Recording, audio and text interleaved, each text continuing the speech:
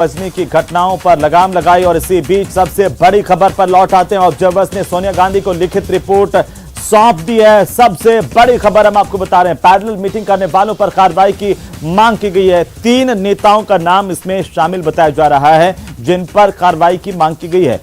इन पर आरोप है कि पैरेलल मीटिंग बुलाई गई विधायक दल की बैठक से पहले, यानी कि सीएलपी की बैठक से पहले एक बैठक जो शांति धारीवाल के आवास पर बुलाई गई, उसको लेकर के सवाल उठाए गए हैं और 3 नेताओं को चिन्हित करते हुए उनको जिम्मेदार बताते हुए उनके खिलाफ कार्रवाई की मांग आलाकमान से की गई है।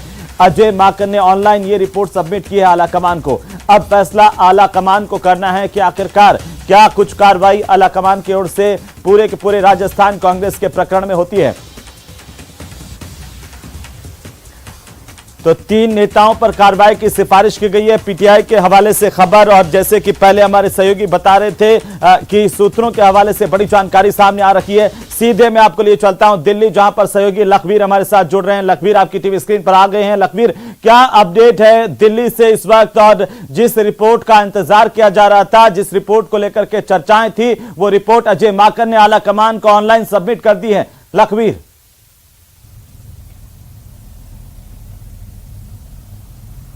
बिल्कुल हेमंत, राजस्थान के सियासी घटनाक्रम के मद्देनजर जिस रिपोर्ट का इंतजार था वो रिपोर्ट प्रभारी अजय माकन ने ऑनलाइन सबमिट कर दी है, मेल कर दी है सोनिया गांधी को। 9 पन्ने की रिपोर्ट मानी जा रही है और 3 बड़े नेताओं पर कार्रवाई की अनुशंसा की गई है। वहीं एक बात और मुख्य तौर पर सूत्रों के हवाले से निकलकर सामने आ रही है कि अशोक गहलोत को कहीं ना कहीं क्लीन चिट मिली है इस पूरी रिपोर्ट के मद्देनजर। मतलब जो बात निकलकर सामने आ रही थी कि बतौर मुख्यमंत्री अशोक गहलोत पर भी गाज गिर सकती है, लेकिन पर्यवेक्षकों ने जो रिपोर्ट सौंपी है उस पर कहीं ना कहीं अशोक गहलोत को क्लीन चिट दी गई है। और 3 बड़े चेहरे जिसमें धर्मेंद्र राठौड़, महेश जोशी और शांति धारीवाल का नाम शामिल है, इन 3 बड़े चेहरों पर गाज गिरना संभव है, जो रिपोर्ट पर्यवेक्षक के तौर पर अजय माकन ने सौंपी है। अब इंतजार है कि एके एंटनी जैसे ही दिल्ली पहुंचते हैं, रात करीब 10 बजे का समय माना जा रहा है जब वो दिल्ली आएंगे, उनके दिल्ली आने के बाद हो सकता है कि अनुशासनात्मक कार्रवाई की जाए, क्योंकि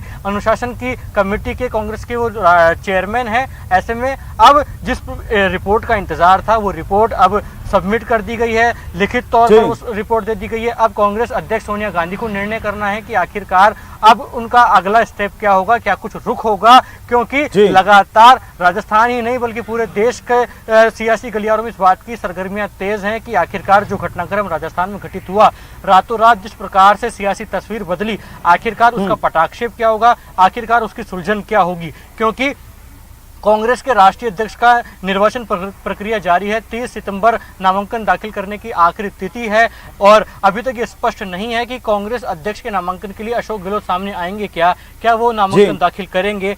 ऐसे में उस पर भी सभी की निगाहें हैं, लेकिन सबसे महत्वपूर्ण बात है कि जो विश्वस्त सूत्रों के हवाले से आ रही है कि अशोक गहलोत अब अध्यक्ष पद का चुनाव तो कम से कम नहीं लड़ने जा रहे हैं, और ये अब आलाकमान को तय करना है कि क्या आखिरकार राजस्थान में मुख्यमंत्री पद में किसी प्रकार का बदलाव होगा या नहीं होगा। लखवीर, जो अहम सवाल इस वक्त ये इस रिपोर्ट के सबमिट करने के बाद है वो ये कि क्या अब आलाकमान जो है ये जो रिपोर्ट है वो अनुशासनात्मक कमेटी, जैसा कि आप जिक्र कर रहे हैं, उनके पास भेजेंगे और फिर एके एंटनी वाली जो कमेटी है वो ये डिसाइड करेंगी कि अनुशासनात्मक कार्रवाई का स्तर क्या होना चाहिए। वो अपनी सिफारिश सोनिया गांधी को, आलाकमान को देंगी कि यह कार्रवाई की जा सकती है। उसके बाद आलाकमान कोई कार्रवाई करेगा और उससे पहले एक नोटिस जारी करेगा। तो कितनी प्रक्रिया ये है और कितना समय इसमें लग सकता है?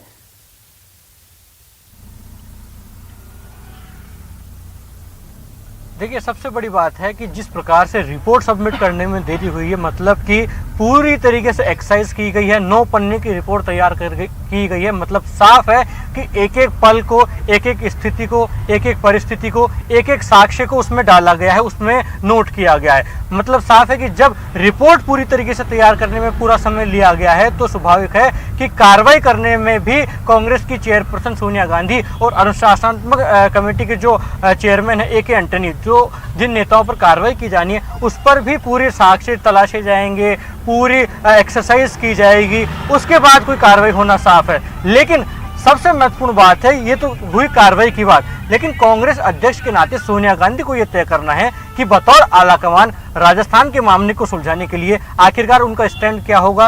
अब आखिरी दाव क्या खेला जाएगा राजस्थान में, अब क्या होने जा रहा है, ये सब जानना चाहते हैं, क्योंकि राजस्थान के लिहाज से काफी महत्वपूर्ण है, क्योंकि तमाम विधायकों ने जो इस्तीफा है वो स्पीकर जोशी को सौंपा हुआ है। मतलब साफ है कि अगर जो भारतीय जनता पार्टी लगातार कह रही है प्रमुख विपक्षी दल के तौर पर कि ये सरकार अब राष्ट्रपति शासन की ओर आगे बढ़ गई है, मतलब कांग्रेस आलाकमान को जो भी कदम है वो फूंक फूंक कर रखना होगा, क्योंकि कांग्रेस आलाकमान किसी प्रकार का रिस्क कम से कम राजस्थान में लेने के मूड में नहीं है। और इन जो दो बड़े धड़े हैं, जो पावर सेंटर है राजस्थान की पॉलिटिक्स के, सचिन पायलट और अशोक गहलोत, इनके बीच में कैसे सुलह करवाई जाए, इन दोनों खेमों की नाराजगियों को कैसे शांत किया जाए और बीच का रास्ता कैसे निकाला जाए, ये आलाकमान का पहला उद्देश्य है और आलाकमान इसी में जुटा हुआ है। कल हमने तस्वीरें देखी जब वर्बली रिपोर्ट सौंपने अजय माकन और मल्लिकार्जुन खड़गे पहुंचे। बिल्कुल लखवीर, मैं आपको थोड़ा सा रोक रहा हूं। अब फिलहाल आप हमारे साथ बने रहिए, आप टीवी स्क्रीन पर हैं और लगातार अपडेट हम आपसे लेते रहेंगे। नजर बनाए रखिए, सचिन पायलट आखिरकार किनसे मुलाकात करते हैं, इस पर भी न्यूज 18 राजस्थान की नजर लगातार बनी हुई है। और हम इस वक्त आपको बता दें सबसे बड़ी खबर पर लौट रहे हैं, जहां से सहयोगी रवि सिसोदिया दिल्ली से हमारे साथ फोन लाइन पर जुड़ चुके हैं। रवि, आपके पास क्या अपडेट है तमाम घटनाक्रम को लेकर के इस वक्त? देखिए, जो रिपोर्ट दी गई है, रिपोर्ट में साफ तौर पे कुछ विधायकों पे कार्रवाई करने की मांग की गई है और ये कहा गया है कि अनुशासनहीनता की गई थी और जिस तरह से बैठक बुलाई गई थी, उस बैठक जो पैरेलल मीटिंग है वो मीटिंग कहीं से भी सही नहीं थी, उस पर कार्रवाई की जाए। हालांकि इस रिपोर्ट के आधार पे अगले 1 से 2 दिन में फैसला होने वाला है और कांग्रेस अध्यक्ष सोनिया गांधी की तरफ से ही इस पर मुहर लगनी है कि उन पर क्या कार्रवाई की जाए। लेकिन जिस तरह का रिपोर्ट तैयार की गई थी उसमें साफ तौर पे जो विधायक हैं, जिन लोगों ने पैरेलल मीटिंग की गई थी, वो दोषी पाए गए हैं उस रिपोर्ट में।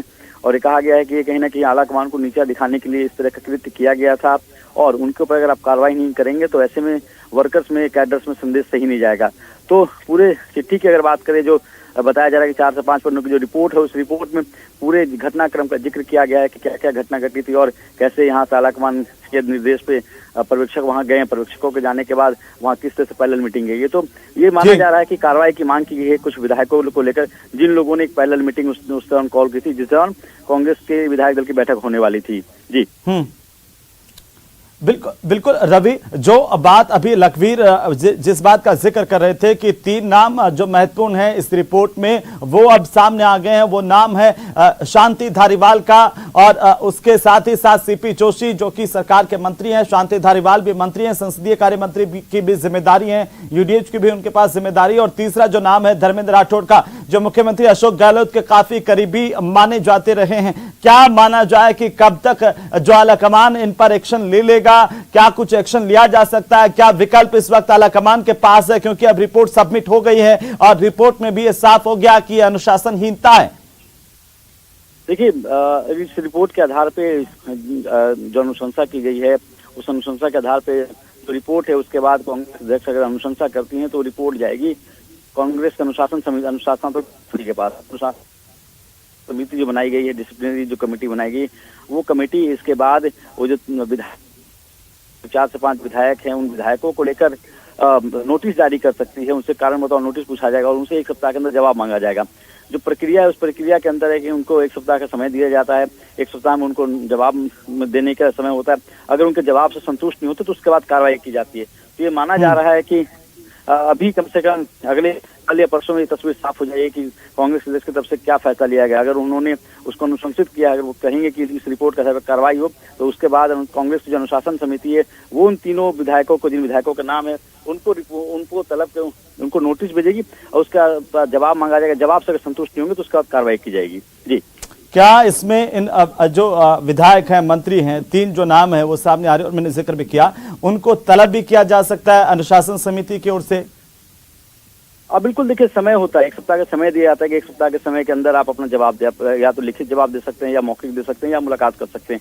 तो 1 सप्ताह का अगर कांग्रेस अध्यक्ष की तरफ से जब इनको जो रिपोर्ट इसको रिकमेंड किया जाएगा अनुशासन समिति के पास, तो अनुशासन समिति के पास पूरे अधिकार होते हैं, वो समय देंगे। 1 सप्ताह का समय दे सकते हैं, 10 दिनों का समय दे सकते हैं।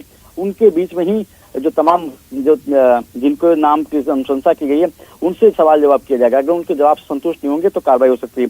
कार्रवाई क्या हो सकती है? दो तरह की कार्रवाई हो सकती है, या तो पार्टी से निलंबित किए जाएंगे, निष्कासित किए जाएंगे।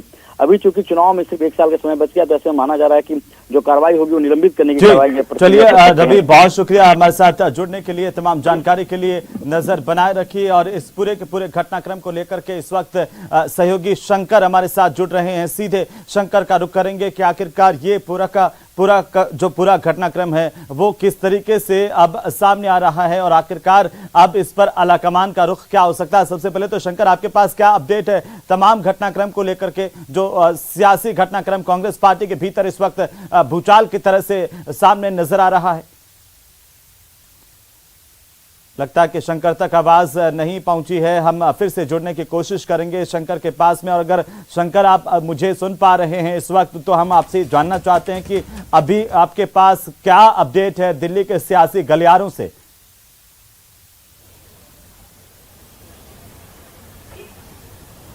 देखिए, अपडेट की अगर बात करें तो जिस तरह से राजस्थान में एक राजनीतिक वहां पे हालात जो जी,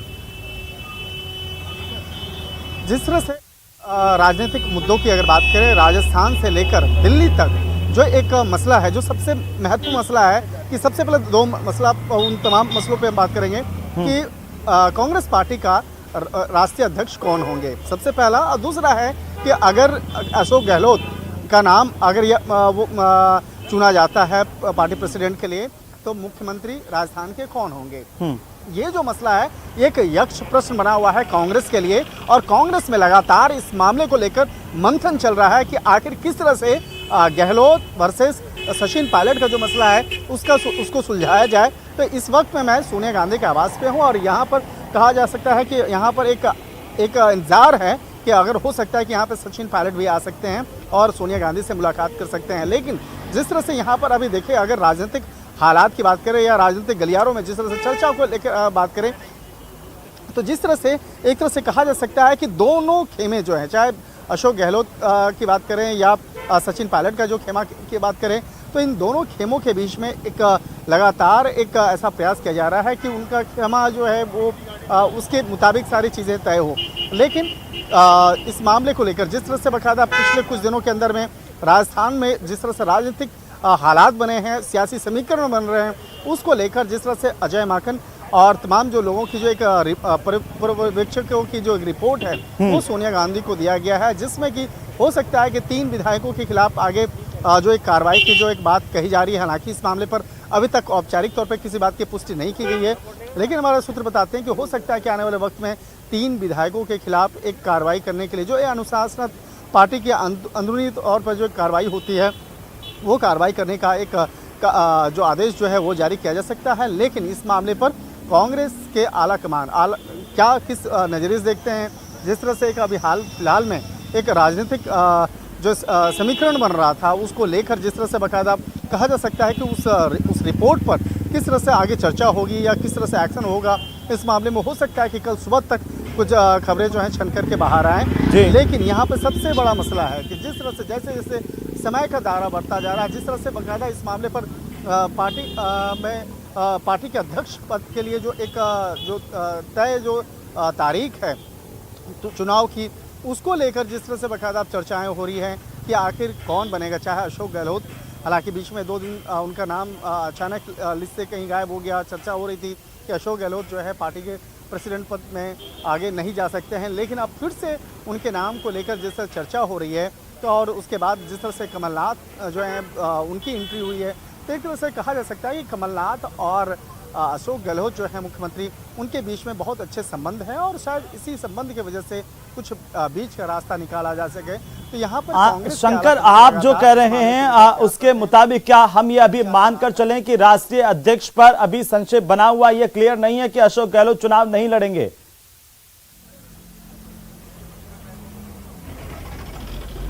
निश्चित तौर पर देखिए, यहाँ पे जिस तरह से राजधानी दिल्ली के अंदर में गलियारे की बात करें तो यहाँ की जो राजनीतिक गलियारे हैं, और ख़ास तौर पर जिस तरह से सचिन पायलट और अशोक गहलोत के बीच के जो तमाम मुद्दे हैं, उन तमाम मुद्दों पर लगातार कई अपडेट्स होते जा रहे हैं। और यहाँ पर ये साफ नहीं हो पाया है कि अशोक गहलोत ही पार्टी प्रेसिडेंट बनेंगे।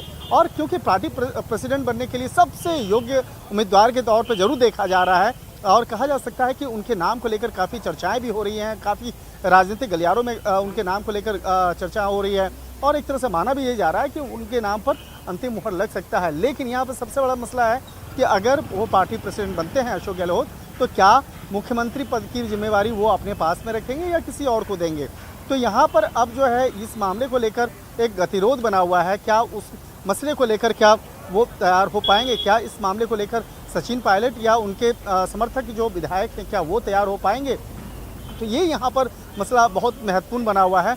और एक तरह से कह सकते हैं कि आज फिलहाल देखिए यहाँ पे कांग्रेस प्रमुख जो हैं सोनिया गांधी, उनके आवास पर जिस तरह से एक राजनीतिक हालात यहाँ पे हैं उसी को ध्यान में रखते हुए यहाँ पर एक इंतजार हो रहा है। इंतजार इस बात का लेकर है कि यहाँ पर कि सचिन पायलट यहाँ आ सकते हैं। हालांकि देखिए सचिन पायलट अपने आवास से निकले हैं और अपने आवास से निकलने के बाद कहाँ गए अभी तक इस मामले पर कोई जानकारी औपचारिक तौर पर नहीं दी गई है।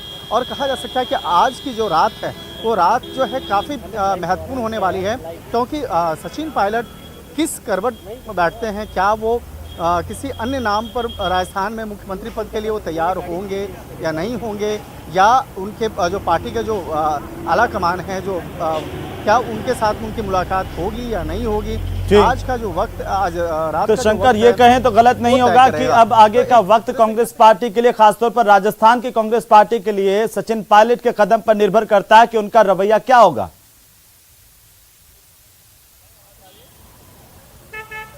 निश्चित तौर पर देखिए आज की रात जो है कयामत की रात कही जा सकती है इस लिहाज से, क्योंकि राजनीतिक गलियारों में जिस तरह से यहाँ पे चर्चा हो रही है और पल पल यहाँ पे समीकरण बन रहे हैं, बिगड़ रहे हैं और इस बात को लेकर यहाँ पर काफ़ी चर्चा हो रही है कि आज क्या सचिन पायलट यहाँ पे आएंगे। हालांकि देखिए कुछ समय के दौरान देखा जाए कि जिस तरह से 2 साल पहले भी सचिन पायलट जिस तरह से नाराज हुए थे पार्टी से और उस वक्त में उनको ये कह के समझाया गया था, उस वक्त में उनसे बातचीत की गई थी कि आने वाले वक्त में उनको एक नई जिम्मेवारी मिलेगी, क्योंकि वो चाहते हैं कि राजस्थान के अंदर में जिम्मेवारी लें। तो ये कह करके उनको रोका गया था और उस वक्त में वो अपने कई विधायकों के साथ में जिस तरह से कहा जा सकता है एक हाई वोल्टेज ड्रामा जो है वो देखने को मिला था। और उस वक्त में जिस तरह से हाई वोल्टेज ड्रामा को जिस तरह से कांग्रेस के आला कमान ने शांत करवाया था, लेकिन आज फिर वही गतिरोध और वही समीकरण जो है वो बनता हुआ दिख रहा है। तो किस तरह से इस मामले का एक समाधान निकाला जाए, किस तरह से एक बीच का रास्ता निकाला जाए, इसको लेकर आज चर्चा होगी। और चर्चा यहाँ पर बिल्कुल शंकर हम नजर बनाए हुए हैं और फिलहाल रवि का रुख कर लेते हैं। रवि हमारे साथ लगातार मौजूद है फोन लाइन पर। रवि, क्या जो रिपोर्ट सौंपी गई है, ऑनलाइन सबमिट की गई है अजय माकन की ओर से आला कमान को, उसमें अशोक गहलोत को क्लीन चिट दे दी गई है, ये साफ है? बिल्कुल, देखिए सूत्र बता रहे हैं कि जो रिपोर्ट दी गई उसमें कहीं भी अशोक गहलोत के इन्वॉल्वमेंट का जिक्र नहीं किया गया है। इसका मतलब है कि कहीं डायरेक्ट इन्वॉल्वमेंट नहीं थी। जो पूरा प्रकरण हुआ और जिस तरह से विधायकों की बैठक हो रही थी, उसके बाद विधायक अपना इस्तीफा देने गए, तो इस पूरे प्रकरण में कहीं भी नहीं पाया गया कि अशोक गहलोत की कोई इंटरफेरेंस है या कोई इन्वॉल्वमेंट है।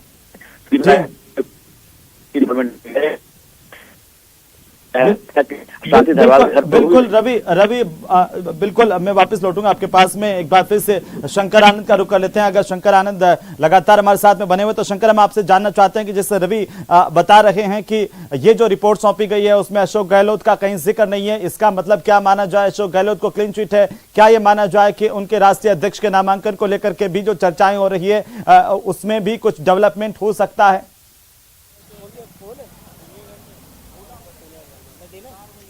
निश्चित तौर पे देखिए अशोक गहलोत जो है काफ़ी मजेदार राजनेता हैं और उनके बारे में कहा जाता है कि आला कमान के काफ़ी करीबी माने जाते हैं। हालांकि सचिन पायलट जो है एक उम्मीद है, एक भविष्य का जो एक उम्मीद है उसके तौर पे देखा जा रहा है। तो यहाँ पर जो कांग्रेस आला कमान को ये तय करना है कि अशोक गहलोत जो है जो मुख्यमंत्री हैं, जो काफ़ी एक दमदार और मजबूत उम्मीदवार के तौर पर देखे जाते हैं और कहा जाता है कि एक जादूगर जैसे एक छवि जो है वो अशोक गहलोत के अंदर में है कि वो राजनीतिक मसलों का जिस तरह से समाधान निकालते हैं, या जब पार्टी कई बड़े मुसीबत में फंसी है और खास तौर पर राजनीतिक मसलों पे फंसी है तो उसका बिल्कुल।